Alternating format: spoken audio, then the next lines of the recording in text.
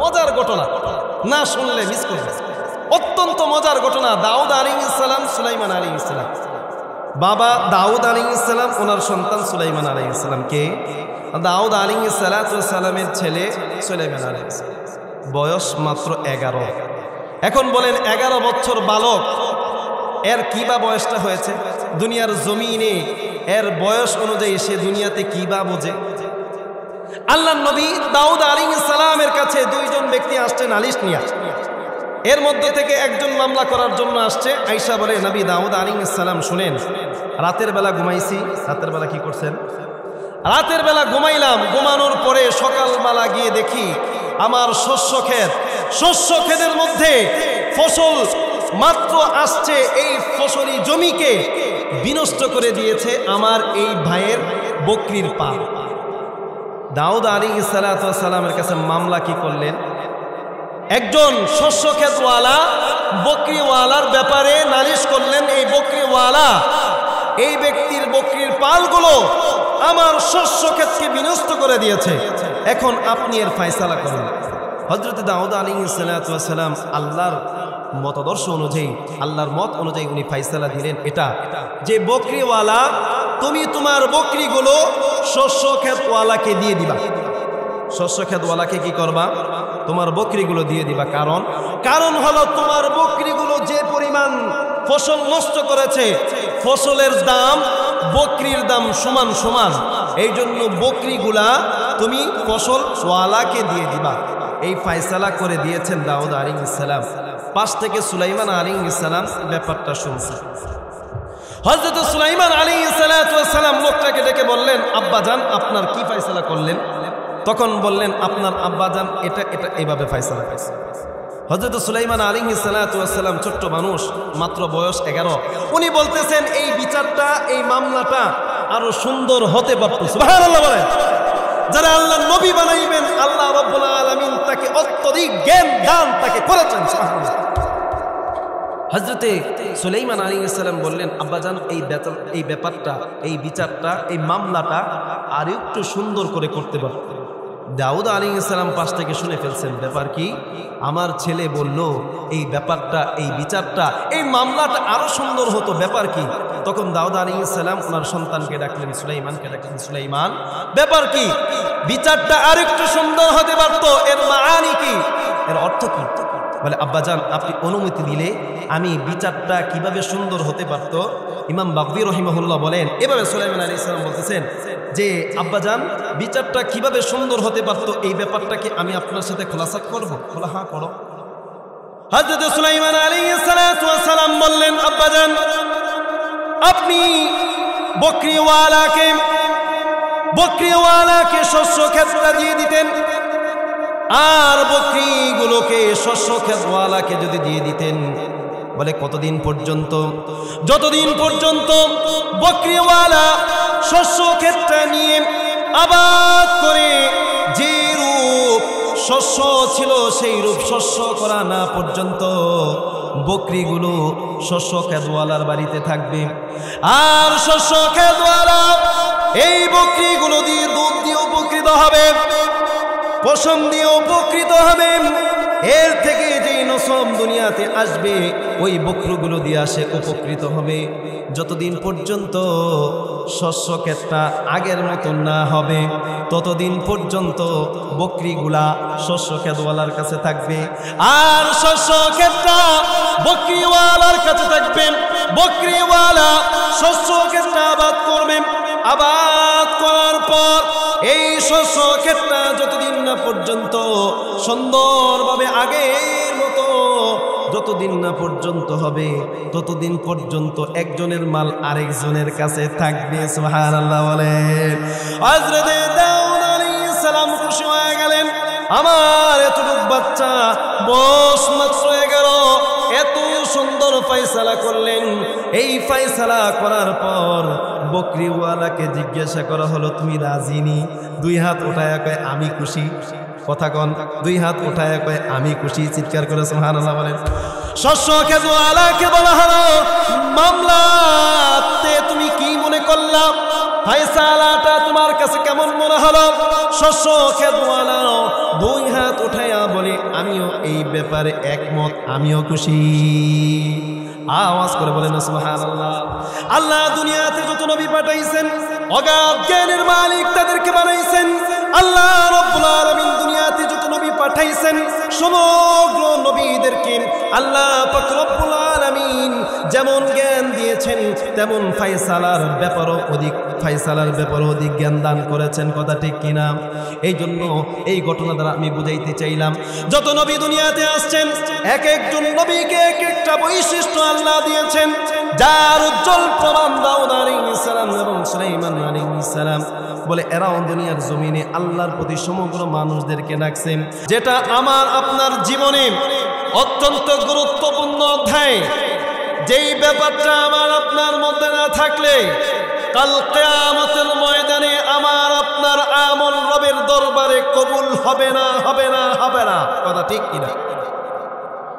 সেটা হলো আল্লাহ রাব্বুল আলামিন কালামুল্লাহর মধ্যে বলেছেন, ইন্নাল্লাহা লা ইয়াগফিরু আন ইউশরাকা বিহি ওয়া ইয়াগফিরু মা দুনা যালিকা লিমান ইয়াশা ওয়া মান ইউশরিক বিল্লাহি ফাকাদ দাল্লা দালালান বাঈদা।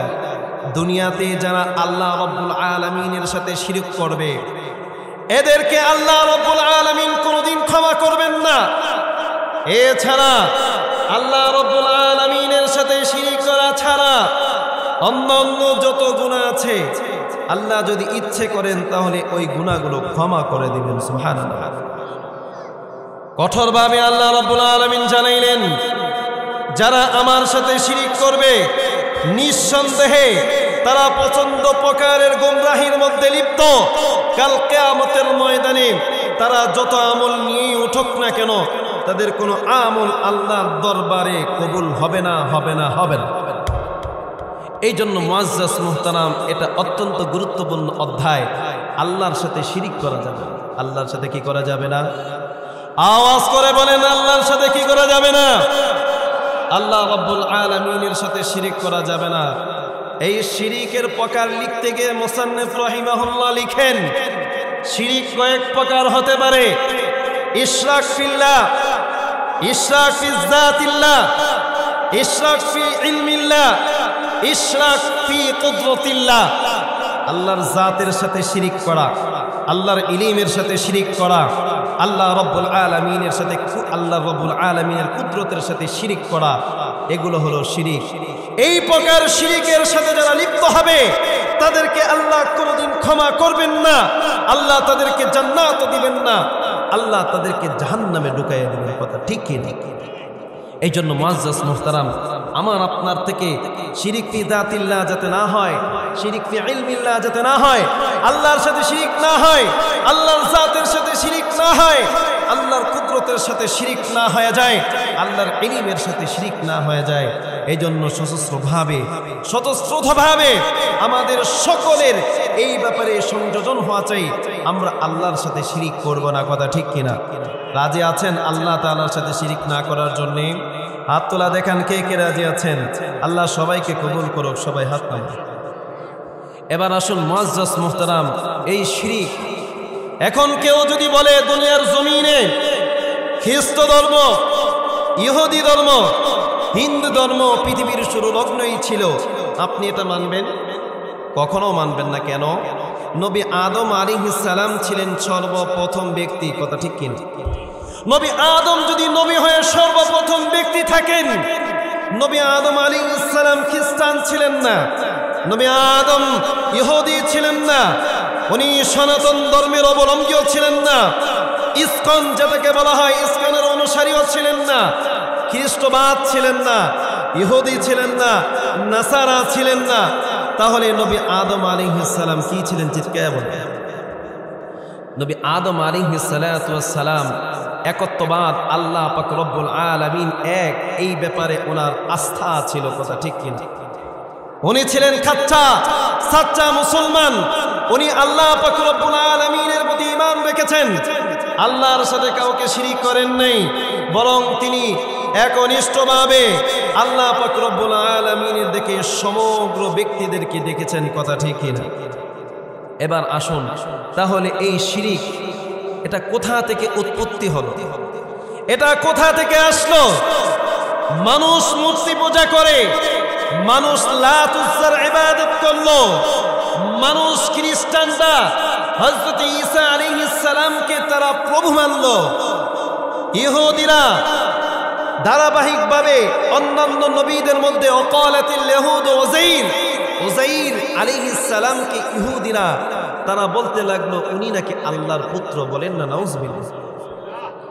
এই যে শিরিকের উৎপত্তি এটা কোথা থেকে হতে? আল্লামা বাগভী রাহিমাহুল্লাহ উনি ওনার কিতাবে লিখেছেন। আল্লামা বাগভী রাহিমাহুল্লাহ লিখেন, নবীনা আদম আলাইহিস সালাম, নূহ আলাইহিস সালামের মধ্যে একটা সময়, মধ্যবর্তী সময় ছিল। আদম আলাইহিস সালাম এবং নূহ আলাইহিস সালামের সময়ের মধ্যবর্তী যে সময়টা ছিল, ওই সময়ের মধ্যে আল্লাহ পাক রব্বুল আলামিনের প্রিয় বান্দাদের মধ্য থেকে কিছু বান্দা দুনিয়াতে ছিলেন। চিৎকার করে সুবহানাল্লাহ বলেন। আল্লাহ রব্বুল আলামিনের পছন্দ কয়েকজন বান্দা ছিলেন, একনিষ্ঠভাবে যারা আল্লাহর ইবাদত করতেন, আল্লাহ রব্বুল আলামিনকে মানতেন।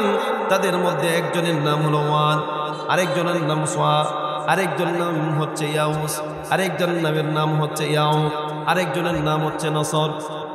এই পাঁচজন ব্যক্তি ছিলেন আল্লাহর একনিষ্ঠ বান্দা। এরা আল্লাহ রব্বুল আলামিনের সাথে কাউকে শিরিক করেন নাই। এরা আল্লাহকে মেনেছেন, আল্লাহর ইবাদতকে মেনেছেন। নবী আদম আলাইহিস সালামের অনুসারী ছিলেন। চিৎকার করে সুবহানাল্লাহ বলেন। এই ব্যক্তিবর্গগুলো আল্লাহ রাব্বুল আলামিনকে যখন মানতে লাগলেন, এদের কিছু অনুসারী দুনিয়ার জমিনে ছিলেন। এরা এদেরকে অনুসরণ করে আল্লাহকে মানত, এরা এদেরকে অনুসরণ করে নবী আদম আলাইহিস সালামকে মানতেন। এরপরে যখন শয়তান কোনো পন্থা পায় না, শয়তান আদমের পিছে আসে না নাই? আওয়াজ করে বলেন না, আসে না নাই? ইবলিস যখন কোনো পায়তারি করে কোনো সুযোগ না পায়, তখন চিন্তায় বিমূঢ় হয়ে গেল, কিভাবে মানুষগুলোকে গুমরাহ বানানো যায়, কিভাবে মানুষগুলোকে রবের সাথে শিরিক করা যায়। এই জন্য চিন্তায় বিমূঢ় হয়ে সর্বশেষ সিদ্ধান্ত নিল, এরা যখন দুনিয়া থেকে বিদায় গ্রহণ করবে, এদের সন্তান সন্ততিদেরকে প্রবঞ্চনা দিয়ে তাদেরকে মূর্তি বানাইয়া তাদের ইবাদত করানো লাগবে। যে কথা সেই কাজ। এই কল্যাণপূর্ণ ব্যক্তিবর্গগুলো যখন দুনিয়া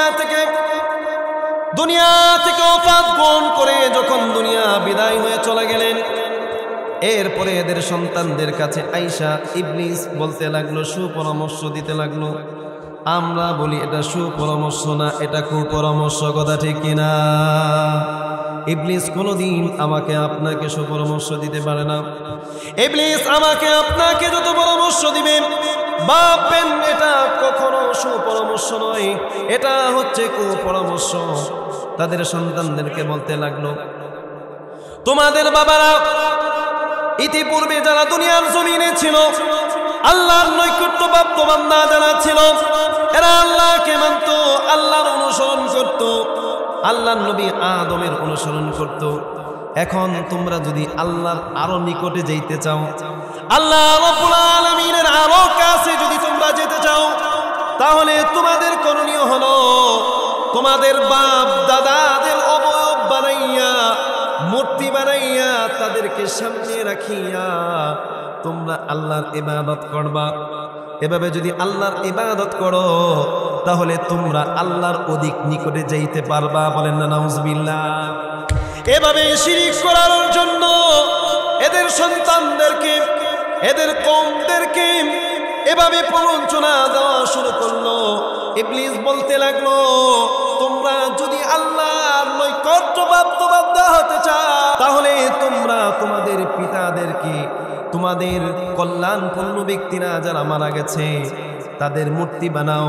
তাদের মূর্তি বানাইয়া তাদেরকে সামনে রাখিয়া তাদের ইবাদত করো, আল্লাহর ইবাদত করো, তাহলে তোমরা আল্লাহর নিকটে যেতে পারবা। আওয়াজ করে নাউজুবিল্লাহ বলেন। শয়তান সফল হয়ে গেল। সন্তান সন্ততিরা এদের বাবাদের অবয়ব বানালো, মূর্তি বানালো। মূর্তি বানাইয়া উপাসনালয়ের মধ্যে যেখানে দেখা হলো তাদেরকে রেখে তাদের সামনে সিজদা দেয় আল্লাহরই, কিন্তু তারা মানে এরাও আল্লাহ পাক রব্বুল আলামিনের সাথে অংশীদার আছে। নাউজুবিল্লাহ বলেন। এরপরে যুগের পর যুগ যখন অতিবাহিত হতে লাগলো, এক পর্যায়ে এদের সন্তান সন্ততি আসলো, এর পরবর্তী সন্তান সন্ততি আসলো। এরপরে তারা বুঝতে লাগলো আল্লাহ রব্বুল আলামিন বড় খোদা, এবং তাদের পূর্বপুরুষদের মধ্যে যারা ভালো মানুষ ছিল তারা আল্লাহর সাথে অংশীদার আছে। বলেন না নাউজুবিল্লাহ। আরো জোরে চিৎকার করে বলেন না নাউজুবিল্লাহ। আল্লাহর সাথে কোনো শিরিক নেই, আল্লাহর সাথে কোনো অংশীদার নেই। দুনিয়ার বুকে কেউ যদি আল্লাহর সাথে অংশীদার বানায়, কোটি কোটি টাকাও যদি সে দান সদকা করে, নামাজ রোজা পড়তে পড়তে পড়তে পড়তে বিদ্ধ হয়ে গেছে। শুধু তাই নয়, হজের পর হজ করেছে, যাকাত অঢাল সম্পদের যাকাত দিয়েছে, কিন্তু আল্লাহর সাথে শিরিক করেছে বলে কাল কিয়ামতের ময়দানে তার সকল নেক আমল বিনষ্ট হয়ে যাবে। আওয়াজ করে বলেন না কথা ঠিক কিনা? এরপরে শয়তান যখন সফল, এভাবে শিরিক ফি জাতিল্লাহ, শিরিক ফি ইলমিল্লাহ, শিরিক ফি কুদরতিল্লাহ, আল্লাহর জাতের সাথে মানুষ শিরিক করা লাগলো। এরপরে আল্লাহর ইলমের সাথে মানুষ শিরিক করতে শুরু করে দিল। এরপরে আল্লাহর কুদরতের সাথে মানুষ শিরিক করতে শুরু করে দিল। এভাবে শিরিকের উৎপত্তি হয়ে গেল। এরপরে নূহ আলাইহিস সালাম দুনিয়ার জমিনে আসলেন, এক আল্লাহর সংবাদ নিয়ে আসলেন। বললেন পৃথিবী যিনি বানাইছেন উনি হলেন আল্লাহ। এই আল্লাহ রব্বুল আলামিনের সাথে কোনো শিরিক নাই। আল্লাহ পাক রব্বুল আলামিন একক। আল্লাহ রব্বুল আলামিনের সাথে শিরিক করা যাবে না। হযরত নূহ আলাইহিস সালাতু ওয়াস সালাম ধারাবাহিকভাবে ৯৫০ বছর মানুষকে আল্লাহর দিকে ডাকছে আর ডাকছে, বলে শেষ পর্যায়ে নূহ আলাইহিস সালাম ৯৫০ বছরের সুফল হলো ৮০ জন মানুষ। কতজন? জোরে বলেন না কতজন? মাত্র ৮০ জন মানুষকে উনি ইসলামের প্রতি, দ্বীনের প্রতি, আল্লাহর প্রতি ডাকে, আল্লাহর ডাকে সাড়া দিয়া তারা নূহ আলাইহিস সালামের প্রতি, আল্লাহর প্রতি ঈমান আনছে। সুবহানাল্লাহ বলেন। এভাবে যুগে যুগে যত নবী আম্বিয়া আলাইহিস সালাম দুনিয়ার বুকে আবির্ভূত হলেন, সকলের এক আহ্বান আল্লাহ এক। আমার সাথে চিৎকার বলেন না আল্লাহ এক। আল্লাহর সাথে কোনো শিরিক নাই। কথা ঠিক কিনা? সমগ্র নবী আম্বিয়া আলাইহিস সালাম যুগে যুগে যত নবী আসছে সবার একই দাওয়াত, আল্লাহ এক, আল্লাহর সাথে কোনো অংশীদার নাই। ধারাবাহিকভাবে আল্লাহ দুনিয়ার জমিনে অসংখ্য অগণিত নবী পাঠাইছেন। এর মধ্য থেকে হযরত দাউদ আলাইহিস সালাম, সুলাইমান আলাইহিস সালাম, আল্লাহ দুনিয়াতে যত নবী পাঠাইছেন সমগ্র নবীদেরকে আল্লাহ রাব্বুল আলামিন বিভিন্ন বৈশিষ্ট্য আল্লাহ দান করেছেন। সুবহানাল্লাহ। হযরত দাউদ আলাইহিস সালামকে আল্লাহ পাক রব্বুল আলামিন লোহা ওনার কাছে বশীভূত করে দিয়েছে। লোহা দ্বারা উনি যেটা ইচ্ছা সেটা বানাইতে পারতেন। সুবহানাল্লাহ বলেন। আমি আপনি লোহার পাত দিয়া এটাকে আগুনের মধ্যে দিয়া সেটাকে পিটাইয়া তারপরে ছুরি বানাই না? বলে না, হযরতে দাউদ আলাইহিস সালামের কাছে এটা সহজ ছিল। লোহা ময়দার মতো, খামিরার মতো ছিল। উনি লোহাকে যেমন বানাইতে চাইতেন, ধরতেন, এমন হয়ে যেত। সুবহানাল্লাহ। হযরত দাউদ আলাইহিস সালামকে আল্লাহ পাক রব্বুল আলামিন এই বৈশিষ্ট্য দিয়েছেন, লোহা তার কাছে বশীভূত করে দিয়েছেন। হযরত সুলাইমান আলাইহিস সালামের কাছে সমগ্র মাখলুকাতকে আল্লাহ পাক রব্বুল আলামিন বশীভূত করে দিয়েছেন। সমগ্র মাখলুকাত ওনার কথা মানতেন, ওনার কথা মতো চলতেন। সুবহানাল্লাহ। বলে মানুষদেরকে আল্লাহ এক বোঝানোর জন্য আল্লাহর সাথে শিরিক করা যাবে না। দুনিয়ার জমিনে একজন জেলে সে যদি সারাদিন সকাল থেকে নিয়ে সন্ধ্যা পর্যন্ত মাছ ধরে, কি ধরে আপনারা বোঝেননি? সকাল থেকে সন্ধ্যা পর্যন্ত যদি মাছ ধরে, মাছ ধরার সময় তার যে ডুলাটা ছিল, ডুলা, আপনারা ডুলা বলেন না, ডুলাটার নিচ দিক দিয়া যদি কানা থাকে, সকাল থেকে সন্ধ্যা পর্যন্ত মাছ ধরছে, সন্ধ্যাবেলা যখন বাড়িতে যাবে, বাড়িতে কি কোনো মাছ নিয়ে যেতে পারবেনি? আপনারা চিৎকার করে বলেন। কোনো মাছ বাড়িতে নিয়ে যেতে পারবে না। কারণ কারণ হলো যেই থলের মধ্যে মাছ রাখছে থলে তো নিচ দিয়া কানা, এই জন্য সমগ্র মাছগুলো নিচ দিয়া পড়ে গেছে। কথা ঠিক কিনা? বলে দুনিয়ার জমিনে কোন মুসলমান আল্লাহর জাতের সাথে শিরিক করে, আল্লাহর কুদরতের সাথে শিরিক করে, আল্লাহ রাব্বুল আলামিনের সাথে যদি শিরিক করে তাহলে তার কোনো আমল আল্লাহর কাছে গৃহীত হবে না। কথা ঠিক কিনা? এই জন্য মুআজ্জাজ মুহতারাম, আল্লাহর সাথে শিরিক করা যাবে না, আল্লাহ রাব্বুল আলামিনের সাথে শিরিক করা যাবে না। যারা আল্লাহর সাথে শিরিক করে কাল কিয়ামতের ময়দানে আল্লাহর নবী তাদেরকে উম্মাদ বলে পরিচয় দিবেন না, বলবেন সুহকান সুহকান, আমার সামনে থেকে দূর হয়ে যাও। এর যারা আল্লাহর সাথে শিরিক করে নাই এদেরকে আল্লাহর নবী হাউজে কাউসার খাওয়াইব। সুবহানাল্লাহ বলেন। যারা একবার হাউজে কাউসার খাইব তারা জান্নাতে যাওয়া পর্যন্ত তাদের আর পিপাসাই লাগবে না। সুবহানাল্লাহ। এভাবে দুনিয়ার জমিনে সাহাবায়ে কেরামের উজ্জ্বল প্রমাণ, সাহাবায়ে কেরাম কোনদিন আল্লাহর সাথে শিরিক করে নাই, নিজের জীবন দিয়ে দিয়েছেন, তারপরে আল্লাহ রাব্বুল আলামিনের সাথে শিরিক করেন নাই। শিরিক থেকে তারা দূরে ছিল বলে কেমন? হযরতে খুবাইব ইবনে আদি একজন জলিলুল কদর সাহাবা, সারু মিন হায়াতুস সাহাবা কিতাব ইবনে হিশাম আল আনসারী লিখিত কিতাবে উনি লিখেন খুবাইব ইবনে আদি রাদিয়াল্লাহু আনহু আল্লাহর নবী সাল্লাল্লাহু আলাইহি ওয়াসাল্লামের অত্যন্ত প্রিয়ভাজন একজন সাহাবা। হযরত খুবাইব ইবনে আদি কোন যুদ্ধের ময়দানে কুফফারদের কাছে পাকড়াও হয়ে গেল। হযরত খুবাইবকে ধরে নিয়ে তাকে আবদ্ধ করে রাখা হলো। হযরত খুবাইব রাদিয়াল্লাহু আনহুকে একটা নির্জন কামরায় বন্দী করে রাখা হলো। খাবার নাই, কোনো খাবার দাবার দেওয়া হয় না।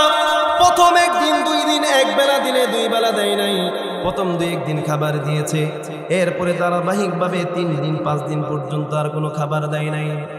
বলে এরপর 5 দিন যখন অতিবাহিত হয়ে গেল, খুবাইব ইবনে আদিকে যখন ওই কামরা থেকে বের করা হলো, তাকে ফাঁসি দিয়া, তাকে সমগ্র মানুষের সামনে তাকে কষ্ট দিয়া দুনিয়া থেকে বিদায় করা হবে। এই করে যখন পায়ের মধ্যে হাতের মধ্যে যখন শিকলের বেরি বাইদা যখন ওনাকে কামরা থেকে বের করেন, সমগ্র মানুষ আশ্চর্যজনিত হয়ে গেল। খুবাইবকে 5 দিন 7 দিন পর্যন্ত কামরায় রাখা হলো, কোনো খাবার নাই, কোনো খাবার দাবার দেওয়া হয় নাই। খুবাইব ইবনে আদি দুনিয়ার জমিনে কিভাবে বেঁচে থাকলো? এবার যখন খুবাইব ইবনে আদিকে যখন ময়দানে নিয়ে যাওয়া হইতেছে, এমত অবস্থায় ইহুদিদের বাচ্চাগুলা, ছোট ছোট ইহুদিদের ছেলেগুলা, খ্রিস্টানদের ছেলেগুলা, বিধর্মীদের ছেলেগুলা, কুফারে কুরাইশদের ছেলেগুলা, ছোট ছোট বাচ্চাগুলো খুবাইব ইবনে আদিকে তিরস্কার করতেছে আর পাথর মারতে মারতে মারতে মারতে ময়দানে নিয়ে যাইতেছে। হযরতে খুবাইব ইবনে আদি রাদিয়াল্লাহু আনহুকে এভাবে যখন নির্যাতন করা হচ্ছে, খুবাইব ইবনে আদিকে প্রস্তাব দেওয়া হলো, আপনি যদি ইসলাম ধর্মকে ত্যাগ করেন তাহলে আল্লাহ রাব্বুল আলামিনের ধর্ম, নবীর ধর্ম যদি ছেড়ে দেন আপনাকে মুক্ত করে দেওয়া হবে। হযরত খুবাইব ইবনে আদি রাদিয়াল্লাহু আনহু বলেন, না না না, আমার জীবন দিতে রাজি আছি, তারপর আল্লাহর দ্বীনকে, আল্লাহর ধর্মকে দুনিয়ার জমিনে থাকা অবস্থায় আমি ছাড়ব না। তখন কাফের মুশরিকরা বলল, তাহলে কি আপনাকে নির্মমভাবে হত্যা করা হবে। ময়দানে যখন নিয়ে যাওয়া হলো, স্টেজের ময়দানে যখন ওঠানো হলো, খুবাইব ইবনে আদি রাদিয়াল্লাহু আনহুকে সময় দেওয়া হলো, আপনি কি চান? সময় সংকীর্ণ, অল্প সময়ের মধ্যে ছেড়ে দিব। এরপরে খুবাইব রাদিয়াল্লাহু আনহু বললেন, উসাল্লি রাকাতাইন, আমি 2 রাকাত নামাজ পড়তে চাই। হযরত খুবাইব ইবনে আদিকে সময় দেওয়া হলো, অল্প সময়ের মধ্যে 2 রাকাত নামাজ খতম করে ফেললেন। কাফির মুশরিকরা বললেন, এত অল্প সময়ে নামাজ শেষ করার কারণ কি? তখন খুবাইব ইবনে আদি বলেন, আমি অল্প সময়ের মধ্যে নামাজ এই জন্য শেষ করেছি, আমার ধর্মের প্রতি কেউ যেন তিরস্কার না করে। সুবহানাল্লাহ বলেন। আমি নামাজটা যদি লম্বা করে পড়তাম, মানুষ ধারণা করতো মৃত্যুর ভয়ে হয়তো খুবাইব নামাজকে লম্বা পড়ে, এই জন্য আমি নামাজটাকে অতি সংকীর্ণ করে পড়ে ফেললাম, যাতে মানুষ আমার ধর্মকে নিয়ে তিরস্কার না করে, মানুষ যাতে এই কথা না বলে খুবাইব ইবনে আদি মৃত্যুর ভয়ে তার নামাজটাকে লম্বা করতেছে। এভাবে খুবাইব ইবনে আদি রাদিয়াল্লাহু আনহুকে সেখানে ছুরি চালানো হলো, ডান হাতে পেরেক মারা হলো, বাম হাতে পেরেক মারা হলো, ডান পায়ে পেরেক মারা হলো, বাম পায়ে পেরেক মারা হলো। নির্মমভাবে হযরত খুবাইব ইবনে আদি রাদিয়াল্লাহু আনহুকে দুনিয়ার জমিন থেকে বিদায় করে দিল। তারপর আল্লাহর নবীর সাহাবা হযরত খুবাইব এক মুহূর্তের জন্য, একবারের জন্য বলল না আমি আমার ধর্মটাকে ছেড়ে দিলাম, আমি নবী মুহাম্মদের ধর্মটা ছেড়ে দিলাম। একবারের জন্য খুবাইব ইবনে আদি এই কথা জবান দিয়ে বের করলেন না, নিজের জীবনটা বিলুপ্ত করে দিলেন। বলেন না সুবহানাল্লাহ। এই জন্য মুআজ্জাজ মুহতারাম, দুনিয়ার জমিনে শিরকের প্রতি কোনো ব্যক্তি যদি আহ্বান করে, আপনি আমি ধারণা করব এই ব্যক্তি মুসলমান না, এই ব্যক্তি মুসলমান নামে মুনাফিক, এই ব্যক্তি ইসলাম ধর্মকে বিলুপ্ত করতে চায়। কথা ঠিক কিনা? বর্তমান উদ্ভাবিত হয়েছে ইসকান, এই ইসকান নামক সংস্থা। এই সংস্থা তাদের দাবি হলো আমরা সনাতন হিন্দু ধর্মরা, আমরা পৃথিবীর বুকে সবচাইতে অবহেলিত, আমরা পৃথিবীতে সংখ্যালঘু হওয়ার কারণে আমাদেরকে অত্যাচার করা হয়, আমাদেরকে এই দেশে শান্তিতে থাকতে দেওয়া হয় না। অথচ তারা মিথ্যাবাদী। সনাতন এই হিন্দু ধর্ম ইসকন, এটা আমাদের দেশে উদ্ভাবিত হয়েছে, এটা হিন্দুস্থান থেকে আসে নাই। এর ইতিহাস ঘাটলে দেখা যায় এটার প্রতিষ্ঠা ছিল স্বামী প্রভুপাদ, একজন ব্যক্তি। এই ব্যক্তি ছিল খ্রিস্টান। এই ব্যক্তি আমেরিকার নিউ ইয়র্কে 1966 সনে এই ব্যাপারটা উদ্ভাবিত করেছে।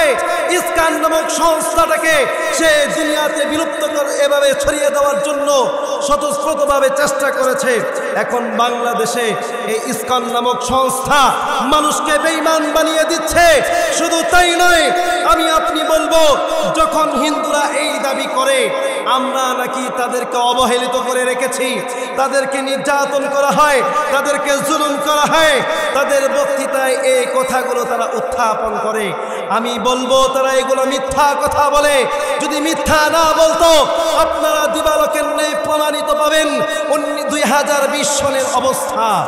2020 সালে যখন কুমিল্লার মনুয়া দিঘির পারে হিন্দু মণ্ডকে, পূজা মণ্ডকে আমাদের কুরআনুল্লাহ, আল্লাহ পাক রব্বুল আলামিনের কিতাবকে যখন আমাদের কোরআনকে যখন হিন্দুদের এই পূজা মণ্ডকে রাখা হলো, তখন পৃথিবীতে যত মুসলমান আছে এই মুসলমানদের রক্ত গরম হবে কি হবে না? চিৎকার করে বলেন। পৃথিবীতে যত মুসলমান আছে, মুসলমানদের শরীরে রক্ত থাকলে তারা চিৎকার করে বলবে কোরআনকে কেন পূজা মণ্ডপে রাখা হলো? কোরআনকে যদি পূজা মণ্ডপে রাখা হয় একজন মুসলমান সোচ্চার হয়ে যাবে। এই জন্য 2020 সনে যখন কুমিল্লা সহ, চট্টগ্রাম সহ, সিলেট সহ বিভিন্ন জায়গায় যখন মুসলমান তাওহীদি জনতা, মানুষ যখন ইসলামের দিকে, মানুষ যখন সারা বিশ্বে এটা প্রমাণিত করতে চাইল কোরআনকে অবমাননা করা যাবে না, নবীকে অবমাননা করা যাবে না। যে ব্যক্তি কোরআনকে অবমাননা করলো সে আল্লাহর নবীকে অবমাননা করলো, যে ব্যক্তি নবীকে অবমাননা করলো সে ব্যক্তি আল্লাহকে অবমাননা করলো। চিৎকার করে বলেন কথা ঠিক কিনা? এই জন্য মুআজ্জাজ মুহতারাম, আমরা বলবো তারা যখন মনুয়া দিঘির পারের পূজা মণ্ডপে কোরআন রাখলো, তখন সমগ্র মুসলমানরা যখন যেতে গেল, তখন নিদরভাবে পুলিশ বাহিনী তাদের উপর গুলি নিক্ষেপ করতে লাগলো। এভাবে গুলি নিক্ষেপ করতে করতে মানুষদেরকে পাখির মতো নিধন করা শুরু করলো। এভাবে 10 জন থেকে 12 জন ব্যক্তি আমাদের মুসলমান ভাই দুনিয়ার জমিন থেকে শহীদ হয়ে গেল। কথা ঠিক কিনা? এই জন্য মুআজ্জাজ মুহতারাম, আমি বলবো এই সমগ্র সংস্থাগুলো থেকে আমাদের শিক্ষা নিতে হবে যে এরা কোনোদিন আল্লাহ পাক রব্বুল আলামিনের বিদ্বেষ, তারা ইহুদি ধর্ম, খ্রিস্টান ধর্ম, তারা চোরে চোরে খালাতো ভাই, একজন অপরজনের ভাই। অতএব তাদেরকে বিশ্বাস করা যাবে না। তারা উত্তরবঙ্গ সহ অন্যান্য এলাকার মধ্যে তাদের মিশনারিগুলো নিয়ে তারা প্রয়াস চালাচ্ছে। একেবারে যত নিরহ মানুষগুলো আছে এই মানুষগুলোকে টাকার বিনিময়ে মানুষগুলোকে বিভিন্ন প্ররোচনা দিয়ে তাদেরকে ইহুদি বানিয়ে ফেলছে, তাদেরকে খ্রিস্টান বানিয়ে ফেলছে, তাদেরকে হিন্দু বানিয়ে ফেলছে।